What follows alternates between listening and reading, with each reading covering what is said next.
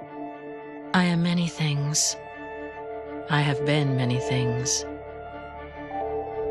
Warm and green. Cold and gray.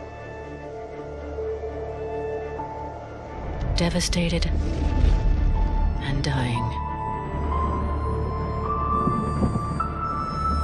Now I am alive again. But I fear my new children imitate the old ones. Some claim the mountains or the forests, or build fortresses on the plains. They begin to mistrust and prepare for war.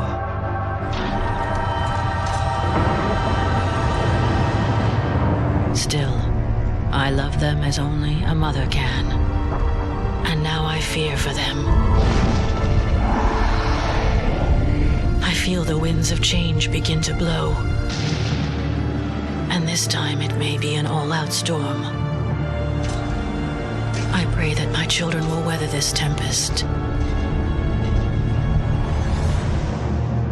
For nothing is immortal, and one day, they may have to survive without me.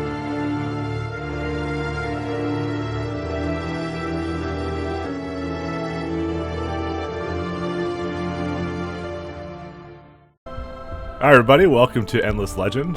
This is going to be a new series I'm going to be doing in multiplayer with people from my community.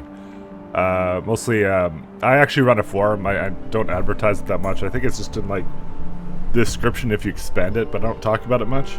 But yeah, we run a forum. It's forum.michaelife.com, and there's a mobile community to go with it. And all we do is we just play games together. It's just really all we do. And so they were kind of asking like, oh, we should do some more community events. I'm like, maybe. And then they're like, oh, there's a kind of, we had a whole list of games, and then I saw Endless Legend on the like, you know what, I like that game. So sure, we'll do a community event with it. So I don't know how many runs this is going to be. I'm probably going to start with my favorite races, and depending upon the reception from YouTube, I might do more of the, well, it's not races, it's more like factions. So this is a 4X game, which when my friends used to talk about 4X, I used to think it was like the company that made it, but it actually doesn't mean that. It means like it's a genre of kind of game. That's a strategy game, but it means like explore, expand, exploit, and exterminate kind of thing. It's like it's just basically a very deep strategy game. So I'm not actually in the multiplayer right now. We will be getting there soon. I just want to introduce you to the race I'm going to be doing, not the Forgotten. It's actually going to be the Vultures, and we're actually going to be using the reskin version, which is Mizari. It's actually, they're exactly the same in every way. This one looks like Space Marines, and the other one looks like Hobo. So I like the Space Marines. So we're playing Vultures. So just ignore the fact that their name's something different. So every race has a settler. The settlers are basically all the same. I should also mention that the Vultures are essentially a science victory race. So they basically are very good at turtling and just winning through technology, which is why they're one of my favorites. And they're also very simple to understand, which is why we're starting with them, because they kind of use all the mechanics of the game. There's nothing weird going on.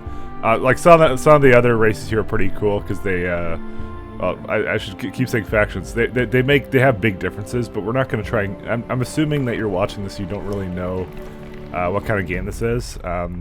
Basically, if you played Civilization 5, it's very similar to that, but in case you've not played Civilization 5, as I said, I'll still explain it to you what's going on. So, the Mizari, so every faction has their own little quirks to it. So we have a settler.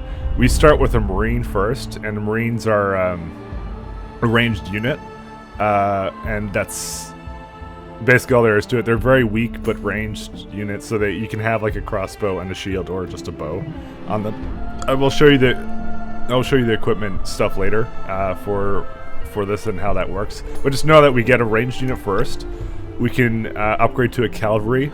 Well, not upgrade, but you can get another unit, which is a cavalry unit, and then you can also get a very tanky infantry unit with this race. As I said, what they're gonna do, you'll see later. I'm just showing you what this race has. I mean, most races have similar things. There's just little bits of variation. So the traits of this race are we can apparently have a holy resource. So this game has the ability to you mine strategic resources, and one of the resources can give you a boost to either like science, the money in this game, which is called dust, food, whatever. It depends upon what the resource is, but you make it your holy resource. And when you activate this holy resource, it activates teleportation between the cities. And during the winter, you get like 200% more of that resource. So like you get a ton of it. It's great. The teleportation is very good for your turtling because it means you can have a small army to defend many cities. The Veins of Arga means you get +1 resource on the strategic resource extractor, which is you get basically, effectively, just one more. I think you get like one or what on the speed we're playing on. You actually get 1.5 of the resource. But it's normally 1, and you just essentially double it. That's all this does. Endless Recycling is a city improvement. You research. It basically makes large cities do even more sciencey stuff. Here's your Dawn Officer and Titan that I showed you before. Open Pit Mine is a default research. So the Endless Recycling is actually I think it's it's something related to the race, but the Open Pit Mine is not. It's something that you just get by default. There's certain researches that you can have just unlocked based upon what race you're playing. So this one lets you get some luxury resources, which we'll see later what that is. This one's a really good one. So the Vultures get +1 on terrain with science. So we want to settle to somewhere nice with terrain. Deep Generator is something that gives just a bit of everything. This is something related to, once again, my faction. But you can't actually see the resource cost, but it says there that it'll cost some of my holy resource, so that's something that's you have to take into account. As I said, you'll see it in the game. If you don't understand, it's fine. Strength of the Vault is a unique city improvement to my faction that basically makes my cities very, very tanky. Once again, kind of adding to the fact that this is a very turtle-y race. You have your Marine, which we've seen. Then the Vulture's main quest line, which you will see that as well. What's the deal with that? Because you can actually go for a quest victory in this. There's many victories you can go for. You can go by score. It's gonna be normally nobody really goes by score. You can go expansion, science, economic, things like that. But as I said, I'm not gonna make it too complicated. I'll explain to you exactly what the kind of victory I'm going for and how we're gonna do it. And the last one is public library, which is something everybody gets access to. I just have it unlocked by default, and that's it. So the kind of settings we're playing on. Well, let me actually just select my empire so you don't get any wrong ideas. We're not playing against the Forgotten. Forgotten suck. So we're playing on, the difficulty doesn't actually matter because I'm not actually playing with AI, because I'm right now just recording this before we get started. You'll see me transition this out soon. Everything else here is pretty much like standard. We're keeping timed battles off and very fast animation speed, so you can actually see what's happening in the fights, but it doesn't make it too the normal battle speed is actually hugely slow. It's actually really bad. So very fast should be good enough for you to understand what's going on. But when it goes 6 times, it's just like, why even bother, kind of a thing. So that's why we're gonna keep it on that. I have no timers on. In multiplayer, you can't have timers, but since I'm commentating, some of these guys that I'm playing with don't like the timers. We're keeping them off. We are, however, playing on fast game speed.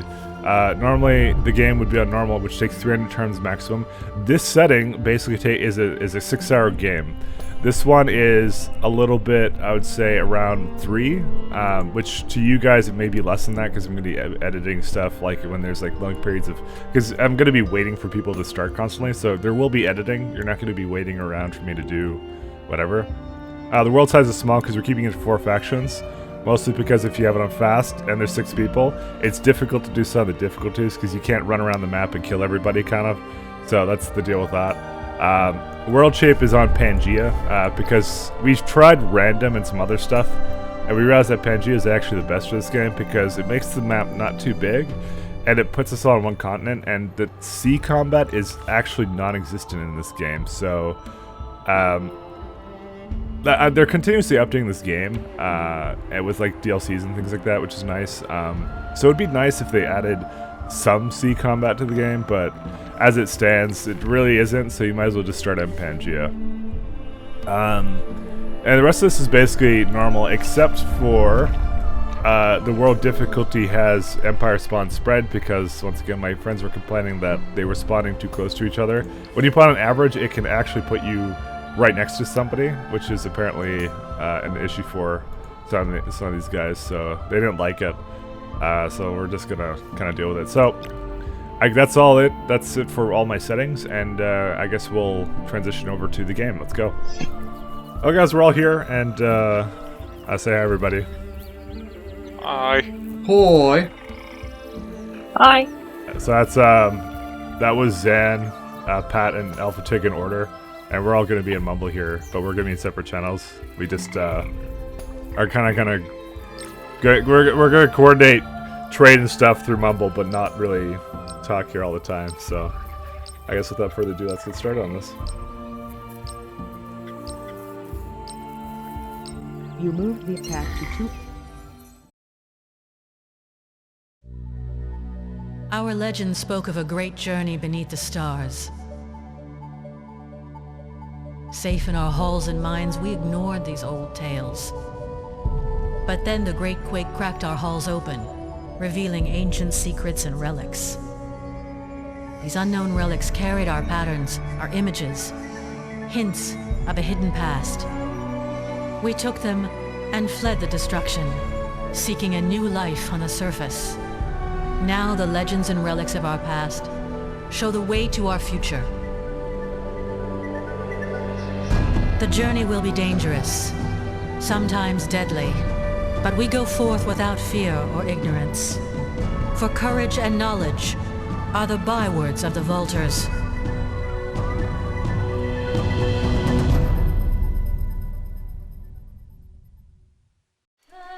Hi everyone, welcome to the game. And first things first is we see our friend Zan, and Zan has the ability to he has the ability to see everyone when he starts the map, so he knows where everyone is already. So it means that he could just rush somebody if he really wanted to. But there he is. We're in Cold War right now with him, so it means we can attack each other, but we're not actually at war. It's just Cold War. So here's our starting location. I'm gonna just turn on our overview for what we can see, and we actually see an army here, so we have to decide where we want to settle our people. So first things first, I'm going to detach my hero from my army, because this is an army, so the hero's now gone. There's now 2 Marines and a settler in that group, and I'm going to go explore his ruins, and there's absolutely nothing in there. So what we normally do when we start is we're kind of just looking around, just to see what's an ideal place to settle at. So we don't have to let our settler waste precious movement points. We can do that with our own units. So wherever it is, there's actually a really nice thing here, which is an anomaly, if you actually have a look. And we start with titanium in our region, which is really good. We actually really want that.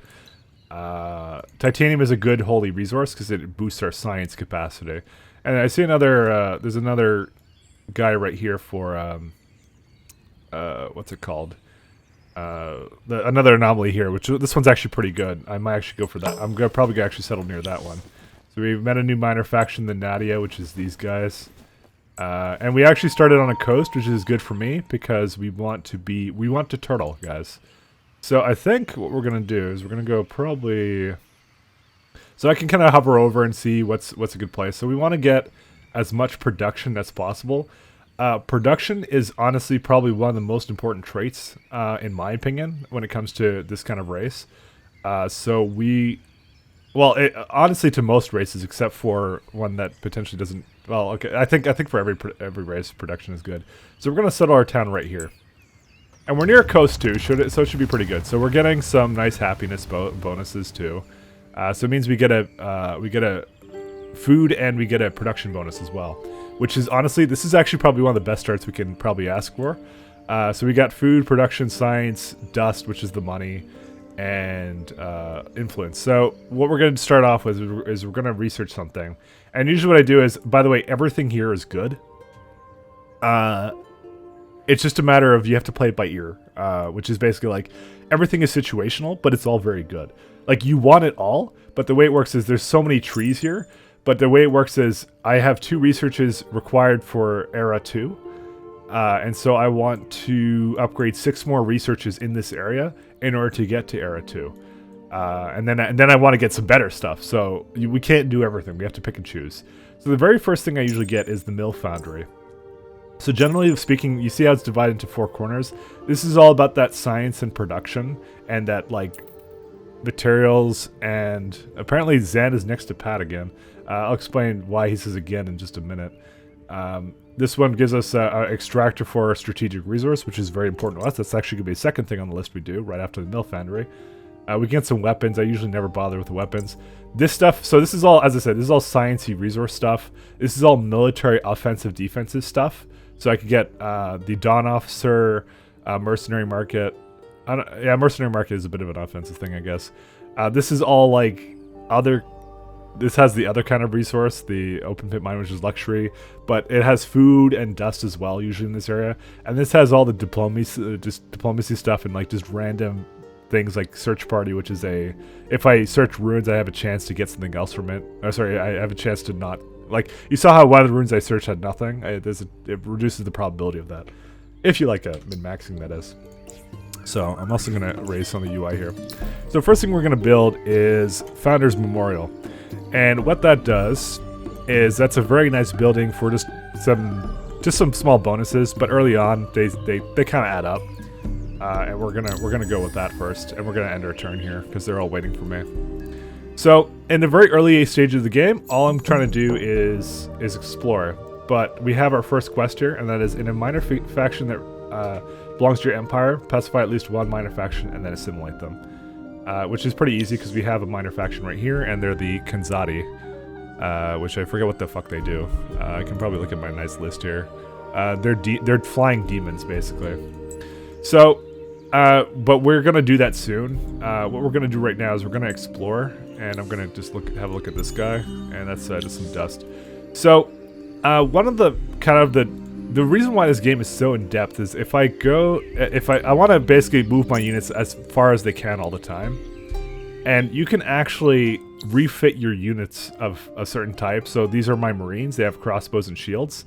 I am going to give them a movement ring to start off. And so they right now have 4 movement points. And now when I retrofit them, because they're in my territory, they now have 5. So I can move them even further than I did before. And you could also do some really funky things with refitting. How much money do I have now? I should have a look. I actually can't see because my recording stuff is in the way. 48. So how much would it cost to retrofit this person? Probably not that much. Ah, 59. You gotta be kidding me.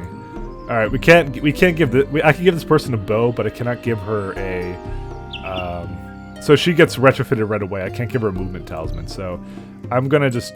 I kind of wanted her to get to this guy here, but I think we're gonna not... I think we're just gonna leave it for her. She's gonna go there by herself, manually. Because I'm trying to get her some level ups. You know what? Actually, we're gonna make her a governor in the city, because that's something else you can do with your cities. They can either roam around, or they can become a governor, and I'm thinking right now, she should be a governor. So she's gonna get passive experience, and she's just gonna, like, help with the science and production of the city. So we're just gonna keep roaming around. So it's a bit of a... There's a bit to this game, basically, but it's really nice of a game. So we got 40 dust from this guy, that's pretty good. We're just trying to find our immediate surroundings, because that will tell us who is close by and who we have to kind of build against as a threat. And so this is another quest where we want to produce 40 science in our city for 10 turns. So the main quest line that you guys saw is actually our faction quest, and if we complete that all the way through, we win the game. That is one of many ways to win, but we are a science race, so we want to science the fuck out of everything. We're like I don't know, I guess the aperture science of the game, I guess. I don't know. So generally speaking, the kinds of places I want to explore and find are winter biomes. Winter biomes are actually the best for me, because they generate a lot of science in their tiles. And I should probably, speaking of tiles, I should probably remove the the tile indicators. So generally speaking, I'm trying to gauge how far everybody is away from me, and what's a good place to expand to. So we got some glass steel here. We got some stuff here. We don't want to go. We can go actually pretty liberally far. We actually have to build something here. So we're gonna queue up the mill foundry, which is what I was researching before. Gives me some more production. Even though I technically don't need production, I really like production. I'm a production junkie, and we're also gonna queue up that dye extractor too in the library. To me, the faster you make the buildings you need, the faster you're getting a lot of benefits from those things. So in this area we got some wine, and wine is a luxury booster. If you see in the corner there, it gives plus 30 approval on cities. That's actually really good. We have orange over here. We can actually see him already. Orange is, I think, Zan, who is the Draken. It's a okay thing for me for him to be near me, because he's very much a race that wants to kind of he wants to win through diplomacy. So he's got a couple ways of doing that. He could just kill people, and as funny as that sounds, he can actually do that. His race actually allows him to do that, because they're very tanky of a race. And so we're gonna, sorry, one sec, we're gonna go for, how much money am I getting per turn? +4. So we're gonna go for Empire Mint and then Cultivation. So Empire Mint gives us some passive money bonuses, and then Cultivation gives us some food bonuses. Because I like both things. They're both pretty nice. And we want to make that titanium extractor actually ASAP. So that's going to be right after the mill foundry. And then we want to actually make a settler pretty soon. Whoops. So we're going to make the settler because we want to expand pretty quickly as well. But we're right now just exploring the area around us. And I'm mostly just interested in finding a snow biome. Or like this would probably be okay too, because this is a river with science on it. It just needs to have one strategic resource for me to expand there, and preferably glass steel, to be honest, because I don't have any of that where I am. We got titanium. That's probably just as good, to be honest. I can deal with that.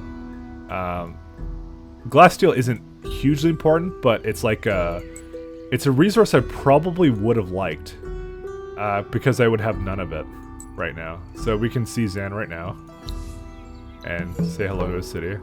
So I have to colonize this region for 15 titanium. Let me actually have a look at that. Yeah, it expects you to do other things too. What we will probably do is probably expand there at some point, maybe right now. I think Zan's gonna try and kill me again.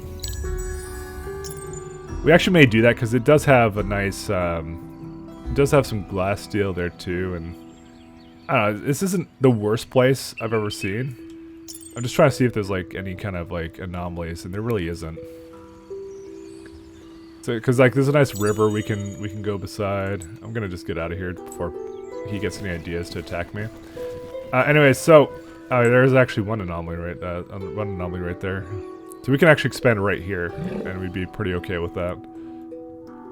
So it's either a matter of, do we want to go here next to Zan, who might get pissy with us and attack us, or do we want to go here, which is the safer, more defensive option? And the answer is we're gonna piss off Zan, because that's what I do. We're gonna fucking poke the hornet's nest, okay, proverbially. I mean, the thing with him is he's actually okay. Well, this is actually a pretty nice place too. We're gonna go over here and just finish getting this rune over here. Nothing over there. But poking the hornet's nest seems pretty good. To be honest, he might go over here too, because he might like the wine. So I think it's probably a good option for us to just take this guy and then take this guy right after, maybe soon. Because you know what? I have wine here, which is basically the building out or building up with cities. So building out means I build a lot of cities, and building out means you build like you build really big cities. So with this race in particular, I probably want to build a couple of medium-sized cities. That's what I want to be doing.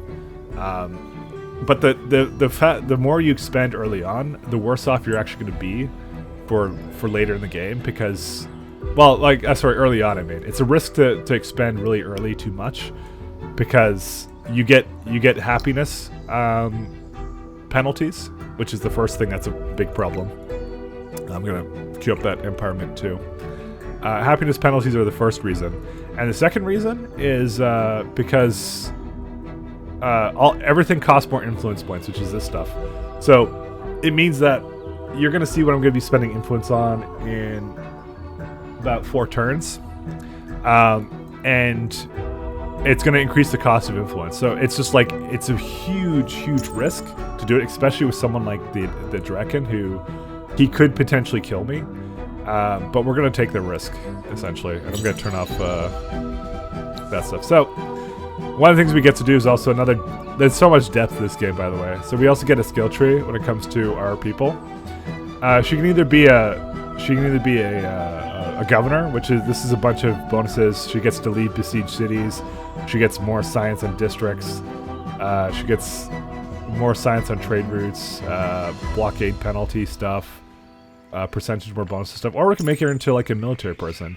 And judging by the fact that we're so close to our good friend over here, Zan, I'm gonna make her into a military person. Like, there's no right or wrong answer when it comes to a lot of this game. It's just like, what is the situation you're placed in, and what is the best thing to do in that scenario? And in my case, it's Zan is likely going to be maybe a little bit aggressive, especially when he figures out that I'm about to expand where he probably doesn't want me to, and that's it. So the good thing is that Zan is kind of in between me and anybody else. So if someone's going to come attack Zan, they have to come through. Sorry, if someone wants to attack me, they have to come through Zan. So that works out in my favor. So I'm pretty good for turtling for at least the time being. And now we need to choose another piece of research. So we have, I think, 3 left from this era. So we want to get, I think, let's see here. We want to get probably the sewers for approval. We want to get mercenary market so we can get another hero. And then we want to get a dawn officer. And that does it for this era for us. The rivers and stuff are nice for getting gold and stuff, but we're not actually after gold. And I'm hearing people attacking, but it's probably because he's in combat over there. We're going to get a taste of combat real shortly, don't worry. So my plan is immediately for expanding to the next episode when Pat learns to does learn to auto-resolve and doesn't block other unit movements.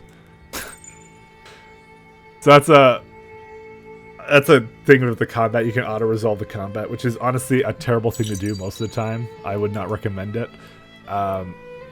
It's just not very good. It basically, you taking a shot in the dark, you do it when you're lazy, but like it's just kind of not very good of a thing to do. Alright, so our settler's almost done. I could probably move these guys off to food. It unfortunately consumes food while this guy is being made, but we're okay for now. Thanks to scientific progress of another empire, new legendary building and deeds are available. So I can guarantee you this is the Forgotten that's doing it, because they can buy out their researches early on, but it gets prohibitively more expensive. Even though I'm the science race, yeah, they can get it pretty fast. We're also gonna queue up the next episode where Zan gets his ass whooped.